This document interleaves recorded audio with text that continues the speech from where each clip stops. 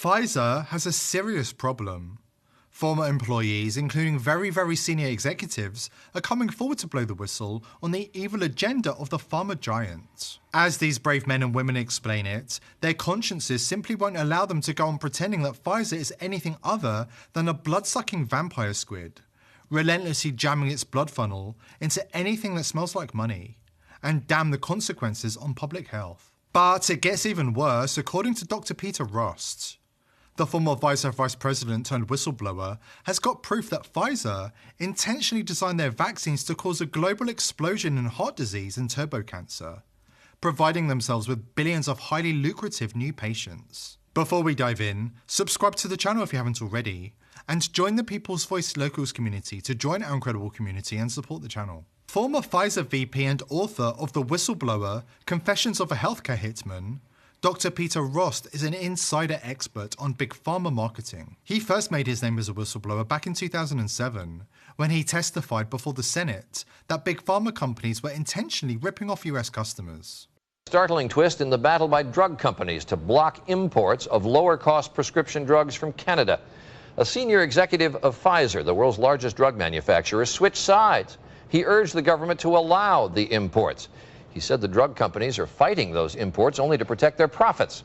Here's ABC's Lisa Stark. At a packed news conference on Capitol Hill, Peter Rost, a vice president with Pfizer, joined members of Congress to insist that drug companies are not telling the truth when they say buying prescription drugs from Canada is unsafe. Every day we delay, Americans die because they can't afford life-saving drugs. Rost's employer Pfizer has been aggressively fighting Canadian imports, arguing consumers may be buying dangerous or counterfeit drugs. In a letter to lawmakers, Pfizer said Rost has no qualifications to speak on importation. Dr. Rost does have qualifications to speak about what happens when you blow the whistle on Big Pharma.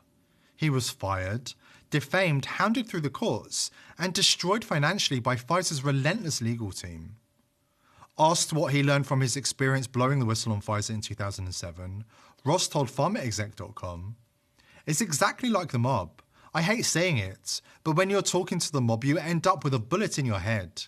When you're talking about the drug industry, you end up never working again." But those early skirmishes with the pharma mob are nothing compared to the bombshell revelations Dr. Rost has made regarding the real purpose of the vaccines. As Dr. Rost explains, it's not just in their dealings with whistleblowers that pharmaceutical companies operate like the mob. They operate like a mafia in their dealings with the public too. According to Rost's bombshell claims, big pharma companies intentionally design vaccines to keep the public in a state of illness for purposes of profit maximization. As they say, a patient cured is a patient lost. Universities, health organizations, everybody that I've encountered in my former career as a pharmaceutical executive are out there with their hands out. You know, everybody's begging for money. Nobody has any money. The government doesn't have any money. Universities don't have money. Nobody's money. The only ones that have money are these big multinational corporations. And they have lots of money. And they use that money to basically buy influence. And the way it's done is, number one, you give these organizations and institutions grants for various kinds of research. You do develop research together with them. You establish friends. You make sure that they become beholden to you. And you also pay individual professors and doctors and researchers directly. You may pay them as speakers to travel around the country, $1,000, $2,000 per day, sometimes more. You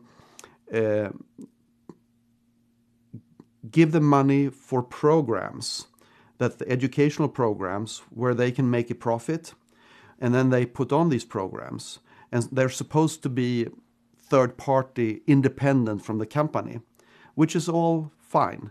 But as you and I can both imagine, if you have a promotional budget at a corporation, you're probably going to give that money to the universities that do the programs that most support your drug. And the ones that don't, or are critical in any shape, way, or form, they're not going to get anything.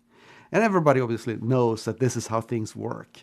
And that means that even if you can officially claim, well, this is arm's length, we didn't have anything to do with it, we just gave them a grant, they can do whatever they want with it. Reality is, they're not going to continue to get money unless they're saying what you want them to say. They know it, you know it, it's only maybe the public that doesn't know it. And that's how you influence the medical establishment, simply with money. That was 7 years ago, and now the evil of Pfizer and the pharma cartel has never been more apparent. Pfizer's COVID-19 vaccination has caused an explosion of heart problems and turbo cancer around the world. And as Dr. Rost warned, the big pharma giant is there to capitalise on the lucrative problems that its vaccine is causing.